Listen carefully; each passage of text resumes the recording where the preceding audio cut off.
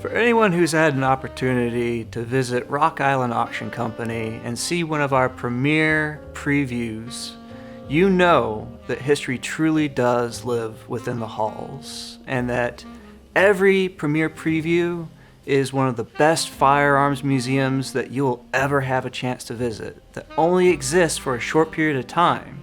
And unlike most museums, everything on display is for sale.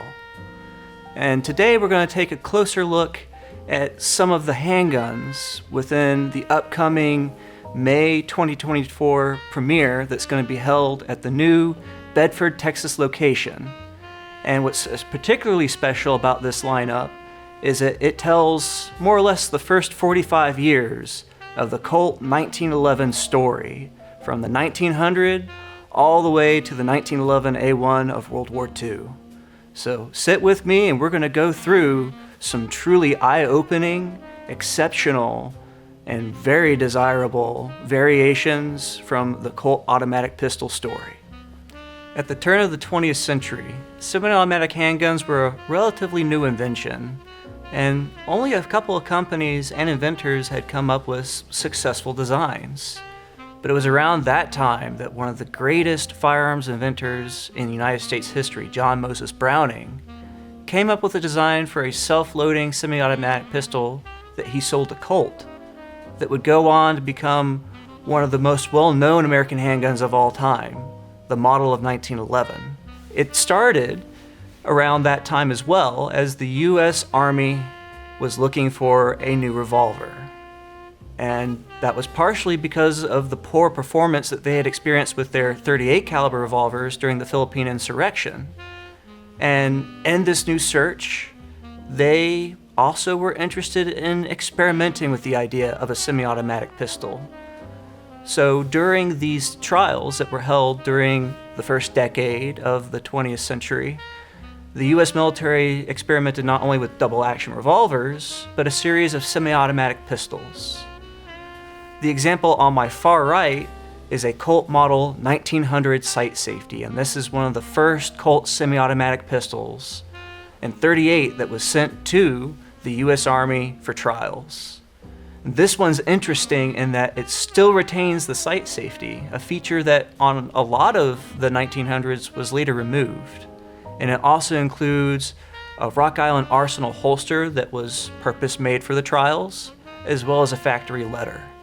The one next to it is a Colt Model 1902, and it pretty much follows the exact same layout as the 1900, with this example being noteworthy because it is a commercial version that was offered for commercial sale, and it includes its original Colt picture box, which is really interesting to see. You never see these in shape like this today, as well as with pearl grips. As U.S. Ordnance continued to trial with the semi-automatic pistols, Colt's offering was turning out to be a clear winner. While there were problems and they were having to change things along the way, it was doing a lot better than the competition. And it's at this point that we get to the Model 1905. At this point, the Thompson-Lagarde test had been conducted, and it was determined that only a .45 caliber cartridge would suffice for the Army's needs.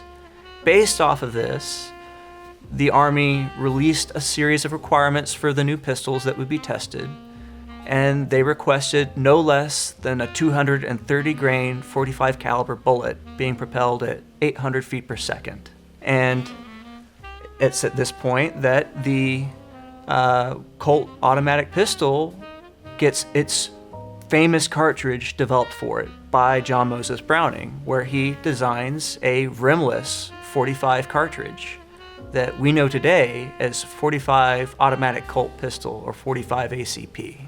Next to the Model 1905, we have a Model 1907, which was a further iteration in the tests. And this one is interesting because it is one of the actual test pistols, and it has an NRA silver medal from its previous presentation.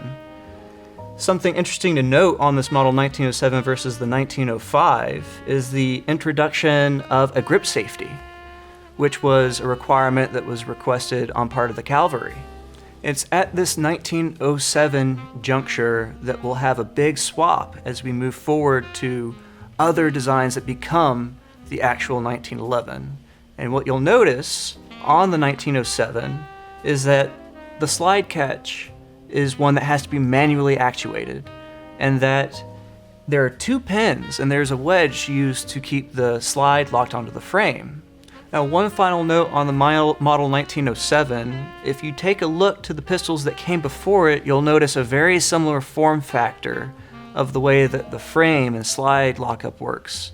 The barrel, instead of tilting down slowly, comes back and then down. And the fact that the slide catch requires manual activation and a stiffer grip angle. After this model 1907, we have something truly rare and unique, and that is the model 1910 right here. Not only is it unique in that it tells the change from the 1907 to this point, in that you have the introduction of a barrel link, and that you have a change of the grip angle, and that you more or less get the final design that the 1911 will become. But this one's also unique because it is one of only 5 examples that were produced in 9.8 millimeter, and also slightly scaled down. This is only about 90 or so % the size of a full-size 45. And Colt did this at a time when Fabrique Nationale was dominating the European market and was starting to get into the South American market, and Colt wanted a way to get back at them. And so they toured these pistols through the European market and managed to negotiate with Fabrique Nationale a little bit. But this design ultimately never went anywhere. And so this example, serial number 4, is one of only 5 that were ever created, which is a shame because it is truly a very comfortable pistol to hold. And it's almost a brilliant enough idea that, I don't know, maybe a current manufacturer might be able to sell a couple if they were to recreate something like that in 9mm Luger. I don't know. Following that, we have an actual bona fide model 1911 as adopted in 1911. This specific example is a 1917 Marine Corps shipped, and it is in truly great condition. It is hard to find World War I era issued 1911s in this condition. And the one behind it is even more rare to find. This is a North American Arms Company produced 1911. It was a Canadian-based company. They were contracted by U.S. Ordnance to produce 1911s during World War I. Ultimately, none of them were ever really produced or sent to the Ordnance Department for acceptance, but the Ordnance Department did ultimately end up buying some of the parts and tooling, and some pistols were assembled, of which examples like this are pretty much unheard of. Now, after World War I, there were some gripes that were made on the ergonomics of the 1911 design that Ordnance decided that they were going to work with a little bit, and Colt decided that they were going to work with a little bit. And that's where you get this example here, and this is a 1911 A1. And it's essentially the same as the 1911 that came before it, but with the big changes being the inclusion of a little bit of a enlarged backstrap on the mainspring housing to help fit the palm a little bit better. Cutouts made around the frame opening into the trigger guard to allow a cleaner purchase of the finger into the trigger guard area, and then checkering and shortening of the trigger shoe itself to help people with smaller hands be able to reach the trigger without as much of a length of pull. Now, last but certainly not least, the last 2 at the end here are both very interesting in their own right.